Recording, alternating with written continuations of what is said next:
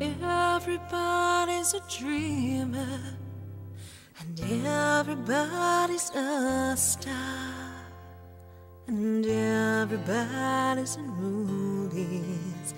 It doesn't matter who you are. There are stars in every city, in every house, on every street. And if you walk down Hollywood Boulevard, their names are written in concrete. This is John Fernay, the co-host of the Maryland Crabs, with a special Crabcake edition for you today. The Annapolis Film Festival will be in Annapolis from March 22nd through March 25th with more than 80 feature films, documentaries, shorts, panels, parties, and much, much more. Tickets and passes, which, by the way, are the way to go, are on sale now at AnnapolisFilmFestival.com. So go get them now, and you won't regret it. That I can promise you. Over the next few episodes, or Crabcakes, we will be speaking to producers, directors, and actors to bring you some insight about the films you will love at the 6th Annual Annapolis Film Festival. So with that said, let's get right into it.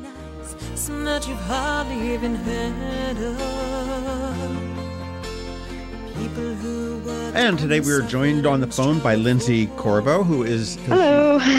But you are participating in the Shorts Challenge with the Annapolis Film Festival, and you're going to be pitching a movie that or a short that you're putting together called Lilly. Yeah, called What Happened to Lilly. Well, what happened to Lilly? It's a film about sex trafficking. We're focusing it mostly in the United States because I think a lot of people have seen documentaries about sex trafficking and kind of know it exists, but maybe might be a little ignorant to the way that it exists in the United States, where it's actually fairly common. So the story and what kind of makes it unique is that it's shot from first-person perspective. So the film itself, while What Happens to Lilly and bringing her into the brothel, maybe something that people might have already seen. In my opinion, when I've seen films similar, sometimes the violence against women, or I don't know, any of like really the prostitution scenes can sometimes be a little gratuitous or voyeuristic. So we thought it would be very interesting to take almost a sad but familiar story and then flip the gaze entirely, so that the audience is trapped in the same sort of world as this woman that's brought in to a ring of prostitution in the United States. How old your character do you? We aged her 19. Typically the average age for someone getting into prostitution in the U.S. is actually 12 to 14. But we thought maybe just for legality purposes and people being, I remember when Taxi Driver came out, and very controversial back then, and certainly I think that's a good thing. But boy, that's a... Dakota Fanning, like there's been a lot of controversies. Like we definitely want to imply that there's kids that exist, but I don't know if we'll even shoot. I think like intentionally the character maybe won't look at the kids as like part of her character, just so that we can imply that they're there without alarming people with having 13-year-olds in a brothel. No, sort of thing. Absolutely. Wow, that's a deep topic to cover in a short, I guess. I mean, it certainly could be a mini series, I'm sure, with the problem that we have. Now, is this your first foray into filmmaking? No, actually, I have a film at the Annapolis Film Festival as well. Oh, okay. So I got to go twice, kind of, called Oak Bones. I graduated 2 years ago with a double in film and graphic design, and in that time, I had been on set in a few short films, but I directed two, one of which is a film called Like Rain, which was my directing debut film. I co-directed it, but that was a longer short about domestic sexual assault and mental illness, LGBTQ kind of topics. And with that one, we didn't do as many film festivals as Oak Bones, but that one's kind of leading in now into making What Happened to Lilly, just in my experience there, because it was a no-budget film, but we were able to raise over 200% of what we wanted for film festivals, and the rest we are now geared up to donate towards a women's shelter in Pennsylvania. Oh, phenomenal. Yeah, so we're really excited. So it's a film that gives back. Yeah, that's what we're trying. I mean, we wanted to just let everyone know that our hearts were in the right place with that. And so once that's finished in its film festival run, all the extras going to go into that to a shelter in Pennsylvania, because that's where we shot the film. Right. And so Oak Bones, that one. I've done some in New Zealand. I actually just shot another film this weekend, but trying to, expand my palette and get paid. But, any creative field, it's like, I love it. Also, I'm poor. Yeah. It's true. The starving artist thing is real. It's real, and it exists. Where did you go to school? I graduated in 2016 from a school called Messiah College up in Mechanicsburg, Pennsylvania, near Harrisburg. The film program is fairly small there, so it does allow for like the students, such as myself, who want to kind of make their own films to really like get in with the equipment and stuff and shoot with, the beautiful red and the Zeiss lenses and all that stuff. Well, very neat. Well, the Annapolis Film Festival is the Shorts Challenge, and as everybody knows, is an American Idol-ish kind of a thing. And you guys jump up on stage and you're pitching your film to a panel of experts and potentially up to 800 people that may be filling the seats of Maryland Hall at 10 a.m. on Saturday the 24th. Hey, if you're gonna jump into the pool, you got to get used to it. Okay. Yeah, exactly. Well, actually, I imagine it's probably a lot less pressure to pitch it than it is to watch it debut or watch it premiere. I suppose, yeah. You sit there and you pitch it, and they're like, okay, well, then you can go back to the drawing board and figure it out. But now you've already produced it, and it's flickering up on the screen, and the audience goes, "Oh, that wasn't really good." Or they stand up. I know that Lee and Patty were telling me a story on Burn the Maps, and the director was there, and he had never seen the reaction to the audience because the audience just was so into it. They stood up, they clapped. It was a standing ovation for the film, and he said the director was just like in tears. He said because he had done the film festival and circuit and had never seen quite that reaction from it. So I imagine it's quite emotional to do. You're going to go out. You're going to go out on stage. You're going to pitch what happened to Lilly, and the esteemed panel of experts are going to vote, and the audience also gets a vote as well. And they get, from what I understand, they get a 25% weighting of the vote. So I guess they're going to have some sort of a text to vote type thing. And the audience does count for 25%. And you are local. You're up in Severna Park.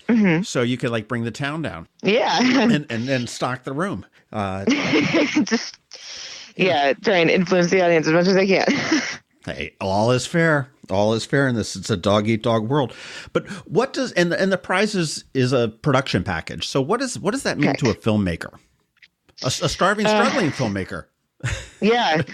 Well, it's funny you mentioned Drive because part of my whole pitch is the lighting and taking a lot of lighting from that, from Refn, that director. So for a production package, what they're offering, when you factor in a short film, not a lot of people want to give money to short films simply because a lot of times you don't see a lot of return. It's harder to sell short films than it is a feature, or a show. So while there is money for it, it doesn't tend to be as grand as like a feature. And yet, when you want to shoot one, you still have to pay everybody and feed them and reserve your locations and get your equipment. So what they're offering is basically about $30,000 worth of, I think, equipment and services that now I don't have to factor in and crowdfund out to get this film made. So it provides us basically, like, if you had a painter and you bought him like the paints and the paintbrush, and now the painter just has to, put his time in. Yeah, put the time in. And the talent, obviously. That's the time, the talent, and maybe a little extra, just to survive. So I would probably still have to find some budget to then pay some crew members and actors and stuff, but it would take off basically, the meat of, I think, what a budget becomes when you're doing a short, especially if you're trying to do complicated neon lighting. Yes. Well, how do you particularly come up with, and you've got, like I say, you've got several shorts under your belt already. How do you come up with a concept? I mean, do you start out with a written outline, or do you envision a final product and work your way back? How does the creative process work for you? A lot of times my shorts are stuff, because I used to write a lot of books, or not really books, but stories when I was a little kid, and some of the ideas just always stuck around in my head. And then eventually, like, that would actually be a really good idea. And you just start envisioning it. And typically, I will always start with an outline or a log line before I try and write the screenplay.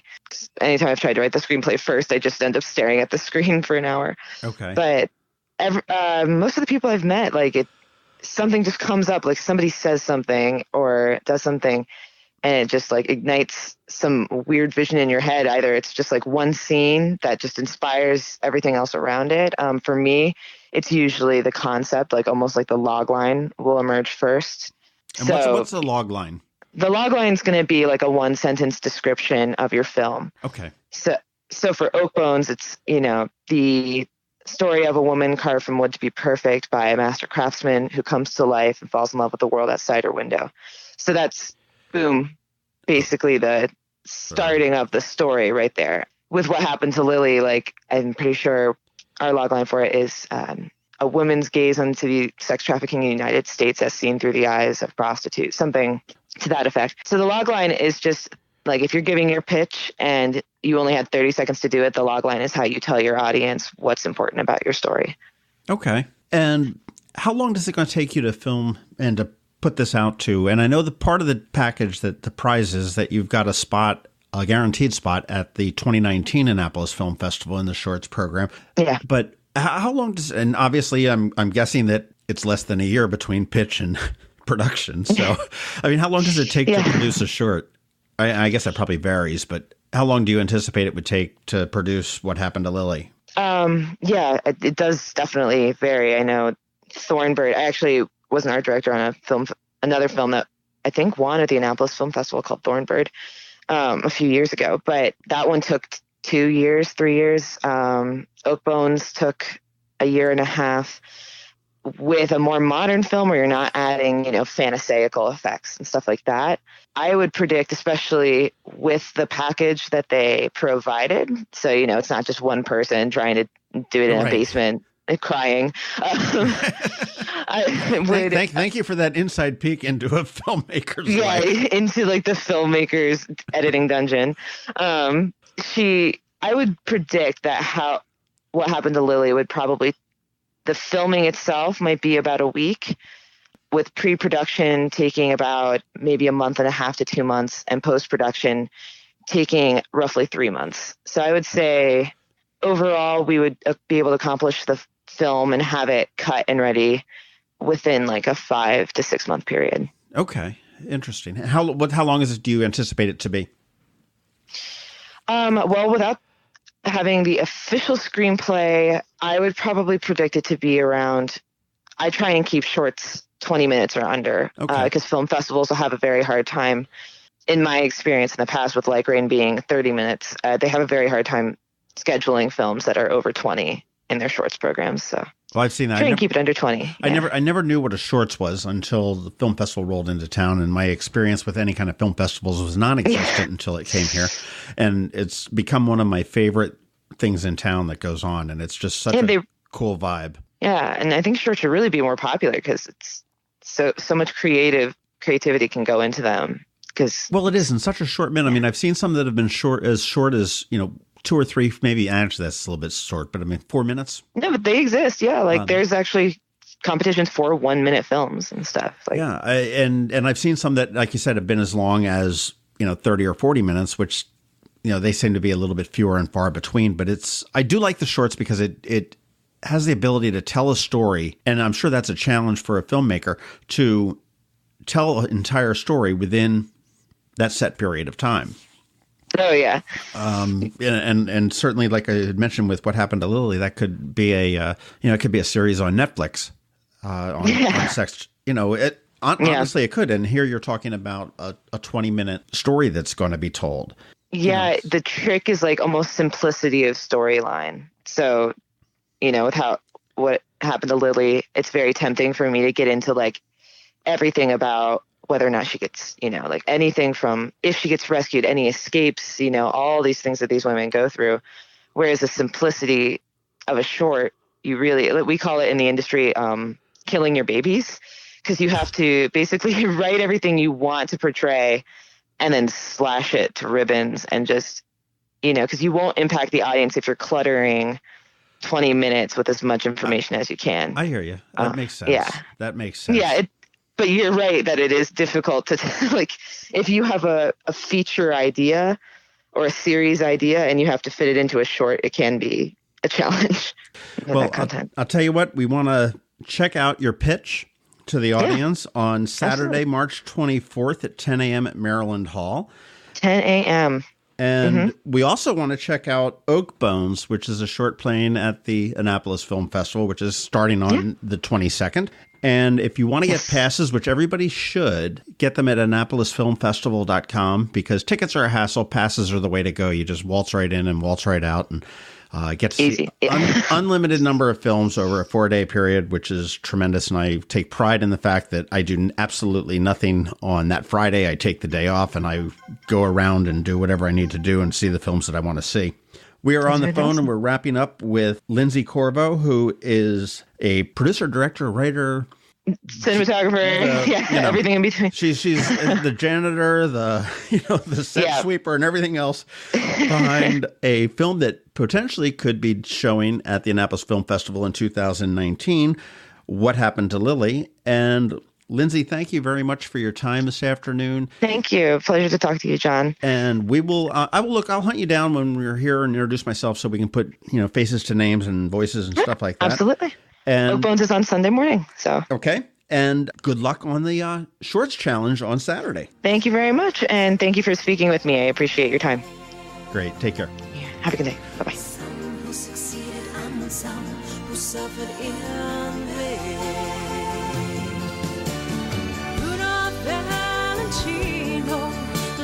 Man, I can't wait. I was a fan in year one, and my admiration of this event only grows more and more each year. Remember, get your passes now at AnnapolisFilmFestival.com. And again, this is John Fernay, the co-host of the Maryland Crabs podcast, and thank you for listening. Please take a moment and give us a rating wherever you get your podcasts. And as for the films, I'll see you at the Annapolis Film Festival.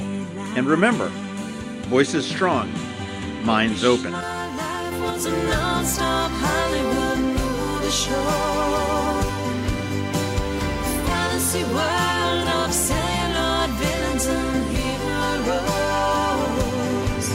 'Cause celluloid heroes never feel any pain, and celluloid heroes never really die. Everybody's a dreamer, and everybody's a star, and everybody's in showbiz. It doesn't matter who you are. And for those who are successful, be always on your guard.